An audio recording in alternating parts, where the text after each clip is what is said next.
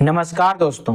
भारत के chief of defence staff general Anil Chauhan ji ने एक ऐसा बयान दिया है जिसने इतिहास के उन घावों को फिर से हरा कर दिया है जिन्हें दशकों तक दबा कर रखा गया था। Breaking news coming in. India recognized Tibet as part of China in 1954.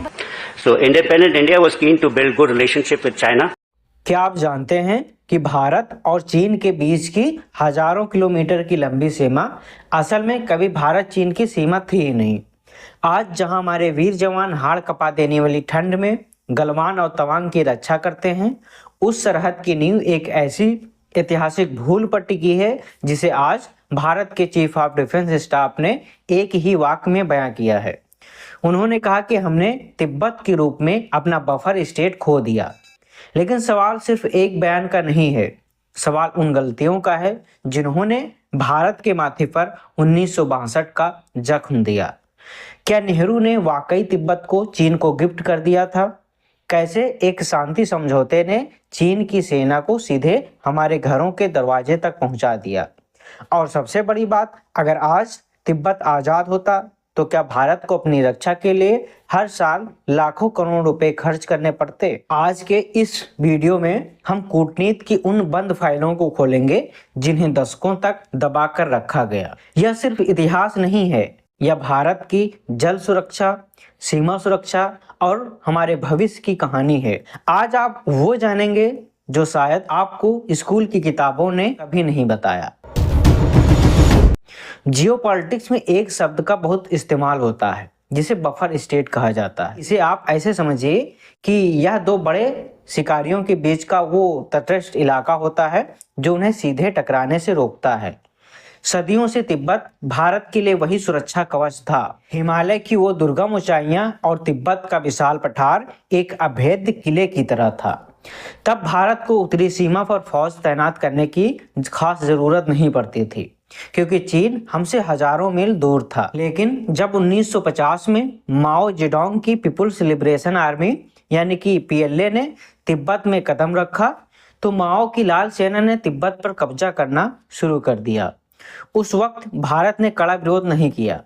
हमें लगा कि शायद ये चीन का अंदरूनी मामला होगा। यही वो पहली ईंट थी जो हमारी सुरक्षा दीवार से खिसक गई। इससे दुनिया के नक्शे से वो कवच गायब हो गया। यह सिर्फ एक देश का अंत नहीं था, यह भारत की हजारों सालों की सुरक्षा गारंटी का अंत था। अब कहानी में आता है सबसे बड़ा ट्विस्ट, 1954 का पंचशील समझौता। उस समय प्रधानमंत्री जवाहरलाल नेहरू का विजन था कि एशिया के दो बड़े देश भारत और चीन मिलकर दुनिया को चलाएंगे। उन्होंने नारा दिया कि हिंदी चीनी भाई भाई। इस समझौते ने भारत ने पहली बार लिखित रूप में स्वीकार किया कि तिब्बत चीन का हिस्सा है। नेहरू जी को लगा कि इस गिफ्ट के बदले चीन खुश हो जाएगा और हमारी सीमाओं का सम्मान करेगा। लेकिन कूटनीति में भलमनसाहत की कीमत चुकानी पड़ती है।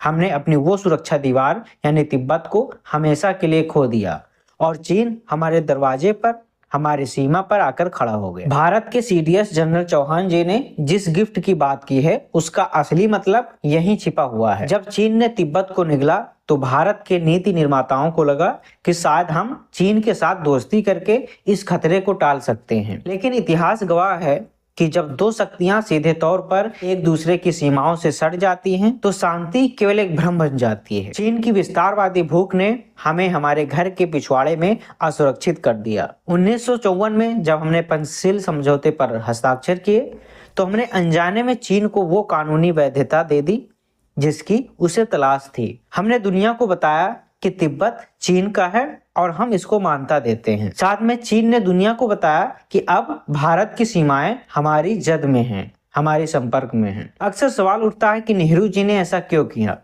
क्या वो देख नहीं पा रहे थे? क्या वो इतने अदूरदर्शी थे? उस समय का ये सच था कि भारत अभी विभाजन के जख्मों से उबरा नहीं था।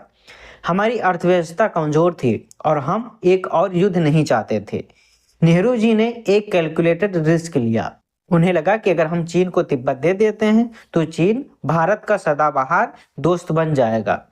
लेकिन वो एक बात भूल गए, साम्राज्यवादी ताकतों के लिए दोस्ती सिर्फ एक मुखौटा होती है। चीन के लिए तिब्बत एक जमीन का टुकड़ा नहीं था, वो भारत के दिल तक पहुंचने का हाईवे था। और इसी हाईवे का इस्तेमाल चीन ने 1962 में भारत की पीठ में छुरा घोंपने के लिए किया। 1962 का युद्ध भारत के इतिहास का वो पन्ना जिसे हम आज भी भारी मन से पढ़ते हैं।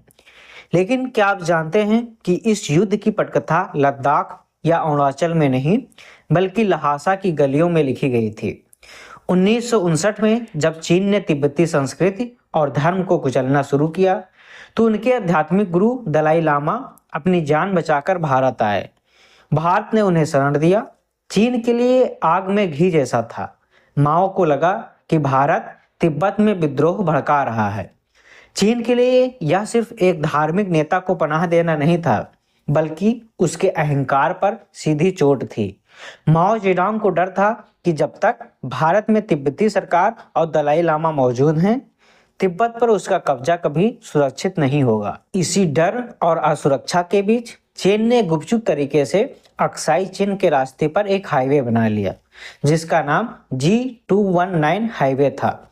यह हाईवे चीन को उसके दो सबसे अशांत क्षेत्रों सिंजियांग और तिब्बत से जोड़ता था। जब भारत ने इस घुसपैठ का विरोध किया तो चीन ने अपनी असली फितरत दिखाई। इस बार चीन ने 1962 में भारत पर हमला कर दिया। 1962 का हमला दरअसल दुनिया को यह संदेश था कि तिब्बत अब पूरी तरह चीन का है और भारत उसकी सीमाओं को चुनौती देने की हिम्मत ना करे। यानी तिब्बत को गिफ्ट में मान लेने के बावजूद हमें बदले में शांति नहीं बल्कि एक खूनी युद्ध मिला। लेकिन तिब्बत का खोना सिर्फ जमीन का खोना नहीं था, यह भारत की वाटर सिक्योरिटी पर एक परमानेंट खतरा था। तिब्बत को एशिया का वाटर टावर कहा जाता है। दुनिया की 10 सबसे बड़ी नदियों का उद्गम यहीं से होता है। जरा सोचिए, भारत की जान कही जाने वाली ब्रह्मपुत्र और सिंधु नदी की चाबी आज किसके पास है? चीन के पास है। चीन आज तिब्बत में ब्रह्मपुत्र पर दुनिया का सबसे बड़ा बांध बना रहा है। वह जब चाहे हमारे पानी को रोक सकता है, जब चाहे मानसून के दौरान बिना बताए पानी छोड़कर पूरे उत्तर पूर्वी भारत में तबाही ला सकता है। अगर आज तिब्बत एक स्वतंत्र राष्ट्र होता तो पानी की ये तलवार हमारे गले पर कभी नहीं लटक रही होती। आज जब CDS जनरल अनिल चौहान जी इतिहास की इन कड़वी सच्चाइयों को हमारे सामने रखते हैं तो उनका मकसद किसी को दोष देना नहीं होता बल्कि हमें जगाना होता है, हमें सचेत करना होता है। हम 1954 की गलती को सुधार नहीं सकते लेकिन हम 2026 में वैसी गलती दोबारा नहीं कर सकते। आज का भारत अब हिंदी चीनी भाई भाई के पुराने भ्रम में नहीं जीता। आज हम सीमा पर इंफ्रास्ट्रक्चर बना रहे हैं, वाइब्रेंट विलेज प्रोग्राम चला रहे हैं और चीन की विस्तारवादी नीति को उसी की भाषा में जवाब देते हैं। इतिहास हमें सिखाता है कि जो देश अपनी सुरक्षा की दीवारें खुद गिरा देते हैं उन्हें उसकी कीमत दशकों तक चुकानी पड़ती है। लेकिन सवाल आज भी खड़ा है, क्या आपको लगता है कि भविष्य में भारत को तिब्बत की स्वायत्तता का मुद्दा दुनिया के सामने फिर से उठाना चाहिए? इतिहास गवाह है कि कमजोरी हमेशा युद्ध को निमंत्रण देती है। तिब्बत का मुद्दा आज भी सुलझा नहीं है। क्या आप नेहरू जी के उस फैसले को एक मजबूरी मानते हैं या एक बड़ी रणनीतिक चूक? अपनी ईमानदारी से राय नीचे कमेंट्स में जरूर दें। वीडियो को लाइक करें और सब्सक्राइब बटन दबाकर भारत की आवाज़ को मजबूत करें। धन्यवाद। नमस्कार।